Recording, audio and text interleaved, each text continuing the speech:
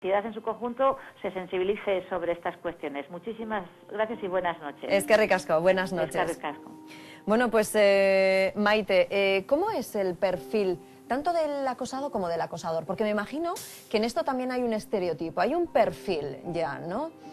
Bueno, quizás el perfil del agresor es más homogéneo, pero el perfil de la víctima puede ser muy heterogéneo, es decir, algunas de las víctimas pueden obedecer a un perfil de personas que tengan algunos defectos físicos o que sean personas con un carácter un poco débil o con poca asertividad o con baja autoestima, pero realmente también a veces niños, niñas y adolescentes que son excelentes estudiantes. Maite, ¿se dan más casos en la adolescencia que cualquier otra edad?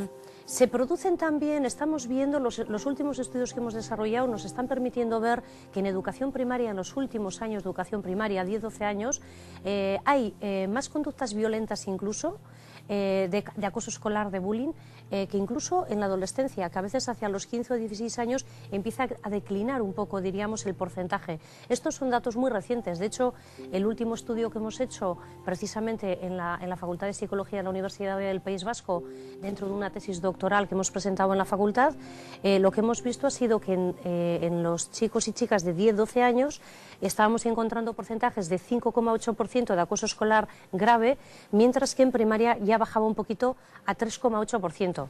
Que sean bajos porcentajes no quiere decir que no sea dramática la situación, porque solamente que esto se produzca en un adolescente o en un individuo ya es muy grave, ¿no? Las implicaciones de sufrir acoso son muy graves, ¿no? Estábamos hablando de la víctima, que muchas veces, bueno, pues suelen ser chavales, chavalas con algún defecto físico, sí. Que además siempre se ha dicho, ¿no?, que crueles son los niños muchas veces, ¿no? Cómo se ríen de los defectos de, bueno, pues de su amigo, del compañero de clase, del compañero de pupitre.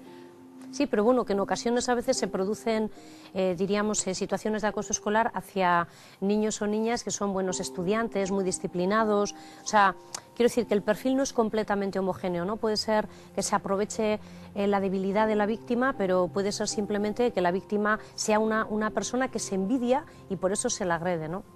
De hecho, cuando hablamos de acoso escolar hablamos de una agresión como sistemática en el tiempo. Claro, tiene que ser sistemática. Sí, tiene que ser frecuente, sistemática. Sí, y por una agresión puntual no tiene por qué haber bullying. No, a eso no le llamamos acoso, ¿no? Denominamos acoso una situación en la que o bien un individuo o un grupo está como intimidando a otra persona a través de agresiones físicas, agresiones verbales, agresiones psicológicas, desvalorizándole, agresiones sociales, excluyéndole, ignorándole. Sí, porque eso se suele hacer mucho también, sí, ¿no? Sí. Excluirlo del grupito o grupito de amigos o de amigas, ¿no? Y eso tiene que ser muy duro para un chaval de 10, 11, 12 años, que le excluyan, lo dejen, bueno, pues apartado de toda actividad que vaya a realizar ese grupo, ¿no? Efectivamente, las relaciones entre iguales, igual que las relaciones en la familia, son como dos tipos de interacciones muy importantes en el desarrollo de la personalidad, en el bienestar psicológico, ¿no?, de un individuo, para que pueda ir creciendo armónicamente.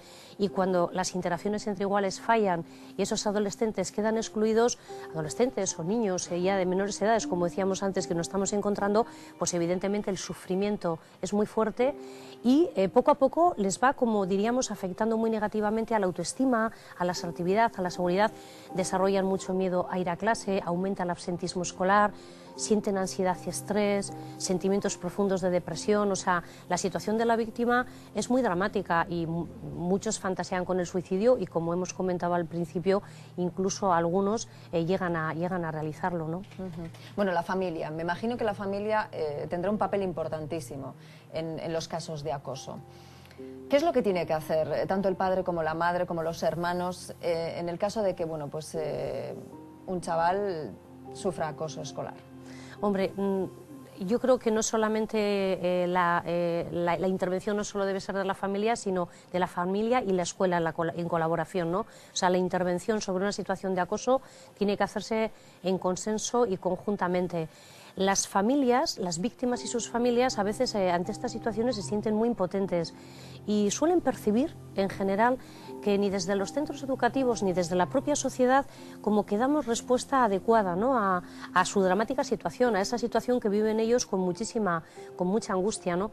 Muy frecuentemente denuncian un poco una especie de ley del silencio, ¿no?, de que no se les atiende lo que ellos de alguna manera necesitarían para el nivel de angustia que tienen por la situación que están viviendo, y incluso en muchas ocasiones terminan dando soluciones individuales, como es sacar al hijo del colegio, ¿no? No es lo más deseable, pero a veces es la salida que de alguna manera permite generar cambios y que ese adolescente o ese niño se adapte mejor socialmente en otro contexto educativo. Maite, y además en los últimos años vemos que bueno, pues hay otro elemento que se une al acoso escolar, y es que bueno, pues esos acosadores acaban grabando a través de los teléfonos móviles el acoso realizado a la víctima. Sí. Eso ya tiene que ser el no va más, ¿no? Sí. La crueldad es muy alta, ¿no? Este es un fenómeno que ha surgido últimamente, que se llama happy slapping, que es hacer, diríamos, agresiones divertidas, ¿no? Y subirlas a la red, a YouTube, para que todo el mundo las visualice y vean. Divertidas. Sí, entre comillas, ellos, se denomina así el título precisamente como desde esa paradoja, ¿no? Desde ese sentido, porque ellos las consideran un poco así.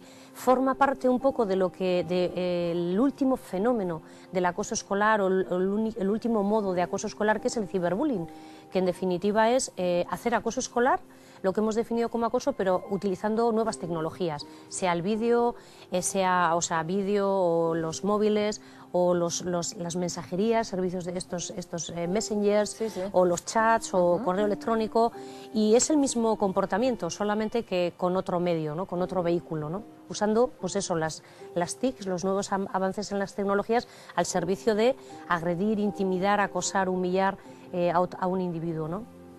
Bueno, qué terrible. En fin, Maite, en caso de acoso, ¿qué es lo que deberían de hacer? Bueno, yo creo que en el tema de la intervención en el acoso hay que diferenciar como dos patrones de intervención. Uno, la prevención.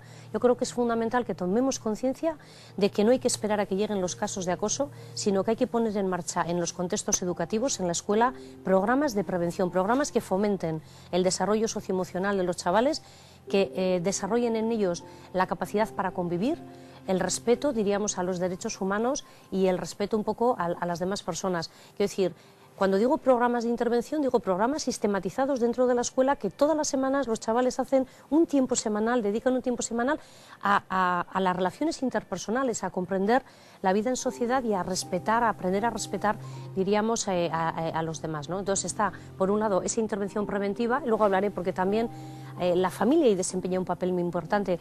La familia es el primer ámbito de socialización y el más potente ámbito de socialización, y los valores que la familia transmite a los hijos son, diríamos, muy determinantes, con lo cual esos valores de no agresión, de un enfoque pacifista de la vida, fomentar ese respeto a los derechos humanos, tiene que iniciarse en la familia y tiene que continuarse en la escuela en estos programas de intervención.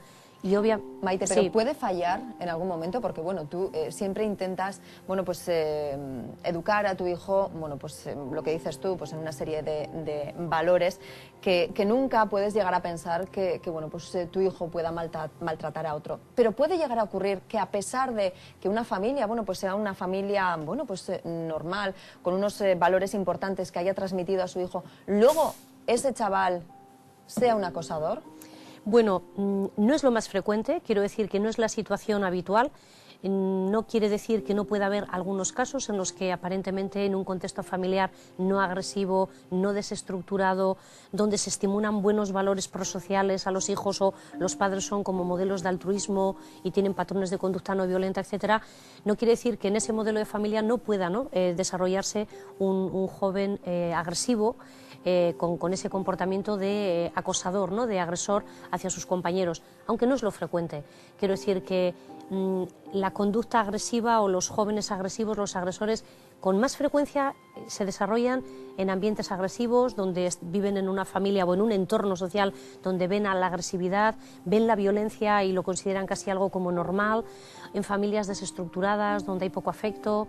También influyen otros factores, no solo los familiares, ¿no? No se trata solo de cargar las tintas en la familia, pero sí que no es lo más frecuente. Y cuando esa situación sucede, sea un adolescente o un joven en una familia estructurada o desestructurada, la medida sería hacer primero un buen diagnóstico de la situación, qué es lo que le está pasando a ese niño, a ese adolescente, para que tenga ese patrón de conducta. Diagnosticar primero para poder intervenir y tratar después, individualmente y colectivamente, grupalmente. Bueno, pues Maite, muchísimas gracias por estar aquí con nosotros.